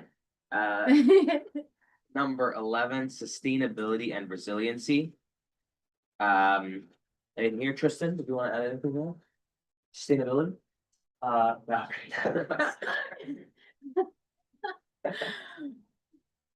No. Sustainability and resilience be covered by the other committees. I think parks, land use and T&E all have. So, Well, we can, then- again, we can leave it in, we can allow reconciliation to Oh, no, happen. yeah, I'm Yeah. just saying, okay, just the wording, it's covered by some other. folks okay. too. So then do we want to just take it out of this one then? No, this one's different. Okay, okay. Mhm. We're supporting the other committees on it too, okay.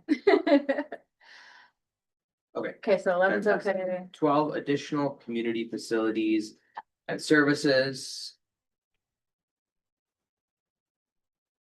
So here, actually, sorry, we have Mhm. moved some stuff around, so we've removed the Baruch College campus high school and moved it from the section. There is an expansion of the Muhlenberg. Well, The The- Avenue thing and the Bellevue thing. Yes, Eighth Avenue and Bellevue are in other sections. yes. And I just, for the established public ground fund for the new school, public space and transit improvements, can we just put for transit improvement that are not funded by, a developer's transit bonus, like Right. bus lines? Right. Because the transit bonus only is for subway. Okay, So add bus. It's not for bus. It's Oh. only for, rail and subway, not for, I thought if you built a bus station or a bus stop. no, not for the, so would that be Or- unique to this new expanded bus service, including cross downtown? yeah. Okay. Okay, perfect. Oh, so that's already, sorry, that's already there. No, so you're saying this is unique, right? This is unique to the expanded bus service? Just to make sure that the public realm fund would be highlighted to go to, when you say transit improvements, Yeah, then we put it But it's for not. So Yeah. include and to include bus. surface transit and because the rail and subway is being funded by the developers. So Service. Okay, final item, if nothing else. Oh, sorry, Oh, Charles, go ahead. yeah. Yes, I was gonna say, when you said about, public facilities, our district doesn't have a, New York City, recreation center, and actually the only two that are close are real far, on the FDR Drive down on 23rd Street, all the way, 9th and 10th on 25th Street. And recreation centers have a lot of benefit to help, community, they do programs and yoga and exercise and have, gyms and things and all that stuff. So it'd be great if there was an actual recreation center for in the rezoning if possible, like. 1B. if possible. 1B, I think that's covered in 1B. Yeah, I think 1B, which protects and creates multi-use civic spaces.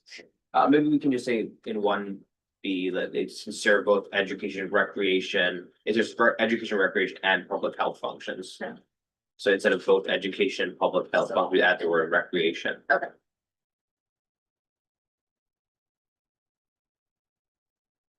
Okay, and then the last one, 13, non-zoning city investment for public safety.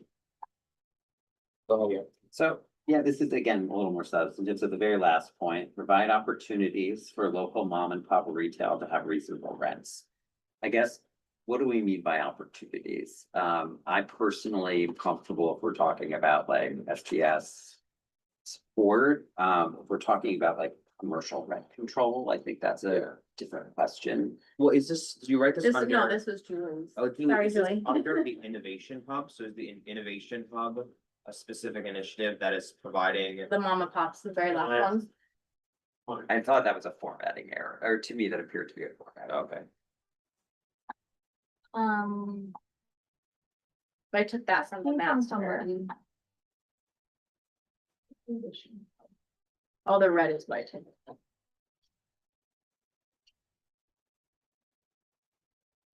Yeah, I'm not sure. It doesn't make sense of funding for innovation. Yeah. Is this one up there at all?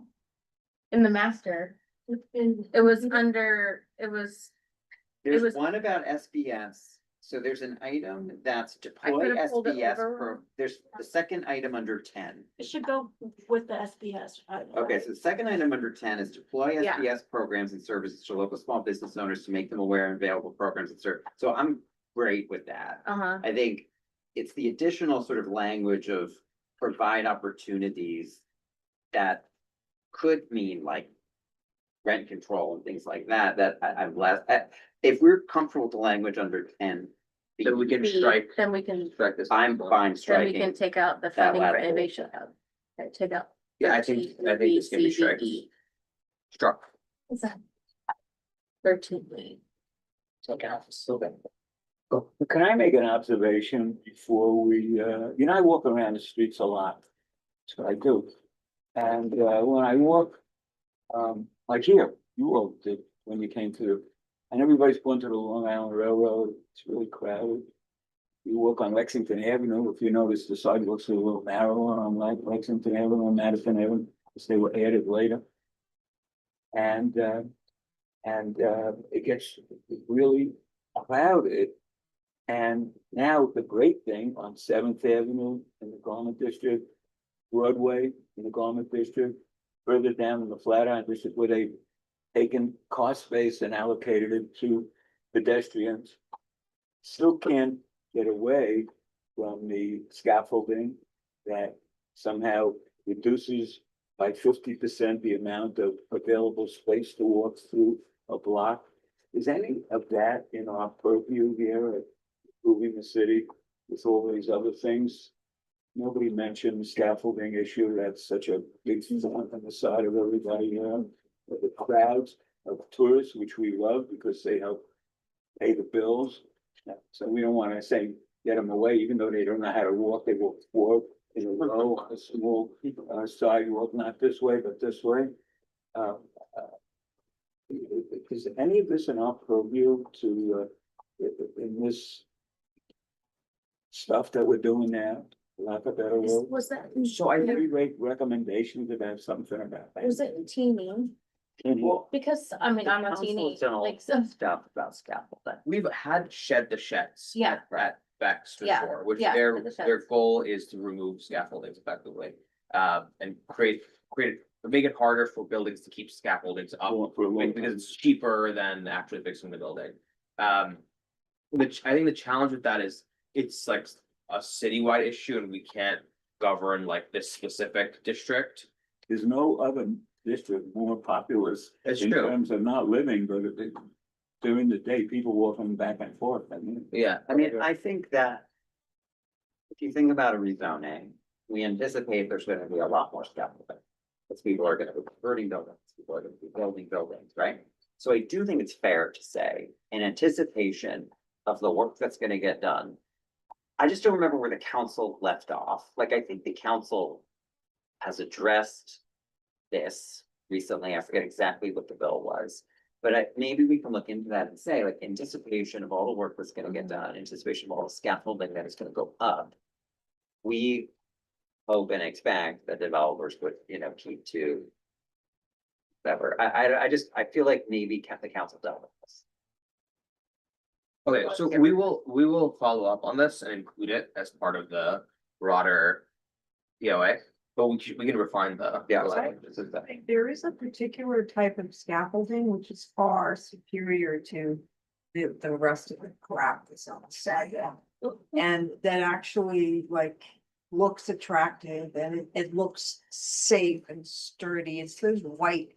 I'm sure you've seen them. They're these big Exactly. white. I think that was the last bill requiring lighting Mhm. to be a Yeah. certain level Yes. underneath the scaffolding.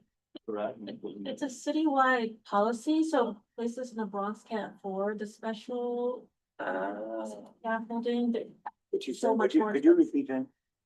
Oh, The cost. It's a citywide policy and some development in places that aren't so wealthy are having trouble actually Yeah, affording. they're much more requirements. expensive to have those beautiful, Yeah. high, white, well-lit. Yes, yes, scaffolding. exactly. You know, there's only three In companies. MSMX. By scaffolding. In New York. Okay. I mean, if we wanna say any work that's done in the rezoning district has to have Yeah. primo that- scaffolding, I'm fine with that. I'm totally fine with that. I think we'll include that for sure. I mean, on the same point, do we wanna say it about sanitation too, that like Yeah, I any think it's a great new, point. any, like, that we, the big bins in CB9, like, we want those. Yeah, I would also advocate for like street bins, right? Wait, those are the bins on CB9 that are the one, you're talking about the ones that are being piloted and. Yeah, the new ones. Yeah. Okay. So can we add, or would those be in ours, in our? Sanitation, yeah, that's a city Yeah. service. Yeah. Cool.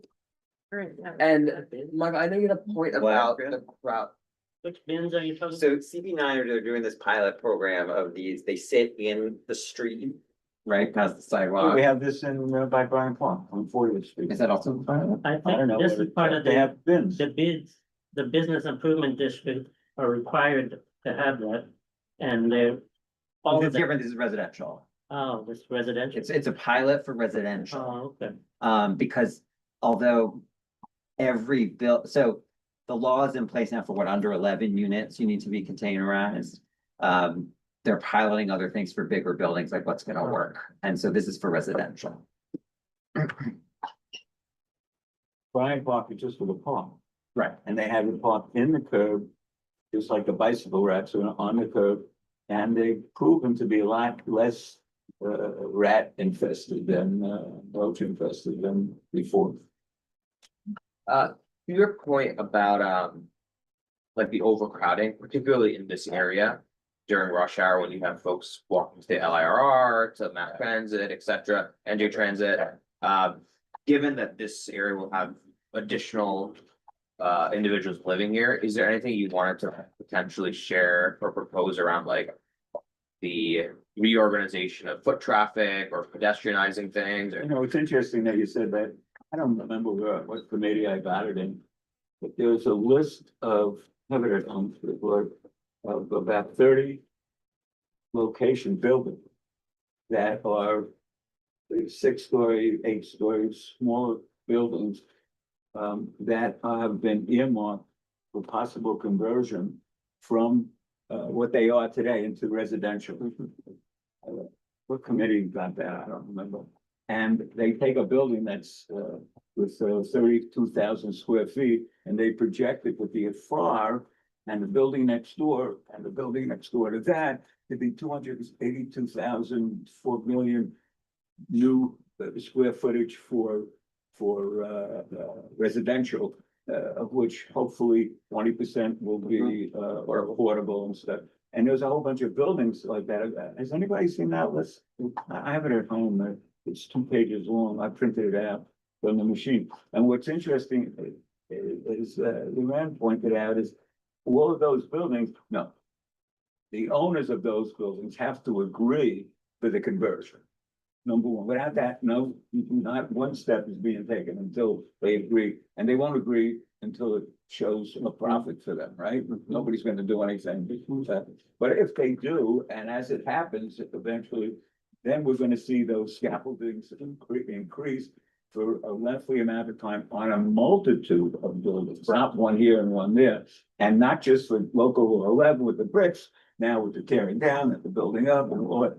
It's gonna be a mess here. Yeah. And I'm looking forward to this because it should be helpful to the city. So if that doesn't answer your question, I don't have an answer. I think let's ask for the primo scaffolding, and then I think parks and transportation are both asking for more pedestrian area in roadways, and I think that will help, and I think that's more their area, so I think we are I agree. covering that. There's nothing better than that addition they added on 7th Avenue between Times Square and 34th Street. To make the sidewalks twice as wide. Love it, love it. Before we get talking on scaffolding, that last point about mom and pops retail. I think this was about the 114 businesses that are gonna be displaced, and most of them are wholesale clothing businesses. I think the original idea was to help, requiring the developer to help them find new spaces, whether in the district, close to the district, just requiring the developer to help with moving expenses or something like that. So under 10B then, could you say?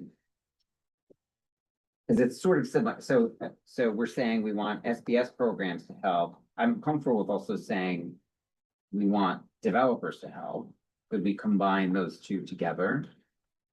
So 10B currently reads deploy SBS programs and services. You're saying deploy SBS programs and services, so swing. Just saying, or in the one above it, actually, we talk about relocation assistance. So why don't we, so if we say commercial anti-harassment relocation assistance. Yeah, leave with that one.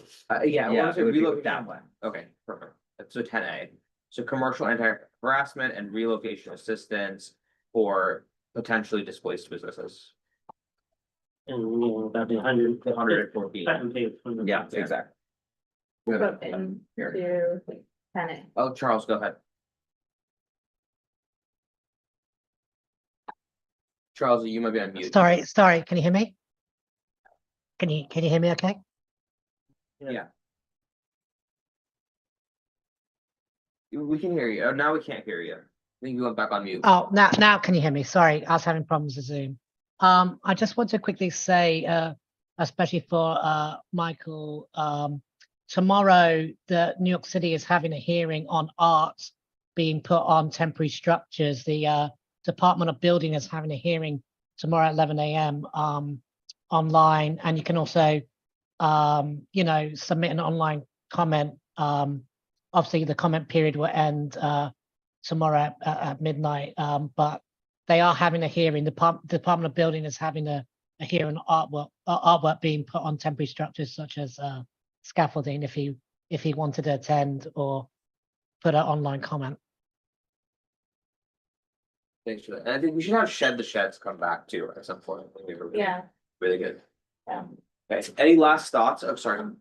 Oh, yeah, no. I just had one little minor point. I know at the very beginning we were talking about audio pedestrian signals. And in 13A, there's that section on pedestrian safety study and implementation, prioritizing senior citizens. And then if we could just add in Disabled. APS signals or whatever that word was, Okay. Charles. That's great. Fantastic. Any other thoughts or comments? Do we have to vote? We vote on You it? have to, Okay. yeah. Someone wanna put forward a motion? All right. It's your work. I'd like to make a motion. For the points of agreements that we've discussed today with the corrections, additions and editing that we've all discussed one by one.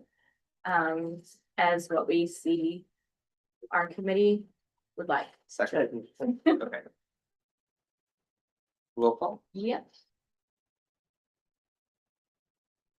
Tristan, Yes. Mohit, Yes. Julie, Yes. Kevin, Yes. Greeley, Yes. Mark, Yes. Kaybeck, Yes. you're on, Yes. Charles, Yes. Tiffany's a yes, you know? Yes. And Justine for her last vote. Yes. Yeah. All right, passes 12 yeses, no zeros, or no, no zeros, 0 no's, and 0 abstentions, 3 absent. Fantastic. So if I must, each committee has had this points of agreement meeting. Luckily me, I've been to a bunch of them. And so be prepared on next Thursday's meeting. When this is all gonna meld into one meeting, come with a sleeping bag. Yeah, well, I think luckily Julie's taking charge of like Oh, no, not you. That's. the conciliate, like ready to reconcile We're everything. gonna do this, so. You get an Now or overtime forever pay. hold your peace. It's gonna be so annoying. Because I'm very Every committee impressed that you're stated doing that. should be in- Very impressed. There's overlap. and everyone about to say that it'll be less competition. Any, sorry, before we close, any new business tours? Do I have a tour? Oh, come on. Gotta get on. Let me, how many people here know how Where the Times budget is? Square got its name and when it got its name? I know why it's. You took my tour. But those who haven't taken my tour, stuff, there's really interesting stuff that I take up. I made a list. I'm gonna bring it to the big meeting and I'll ask those questions I mean, of the stuff that you learn on my tour. And some people might be tempted to take it because of that, because I'm not gonna tell them. great. I need to do your flat iron. I've done this. You know, I haven't done the. Are we good? Are we good, Mike? Yeah, we're good. Thank you all. Started with Resident one, 51577, but The rest, I think the one was all the way down. Yeah. Is that? we're It's gonna do be like something this that? whole big thing. We're gonna each have our own individual, like, the, when you like, go ahead and attach the T&E. We're gonna have ours, Okay. just so it shows our statement. Oh, sorry, thank you. That's it. But then I have to Julie get is ready. taking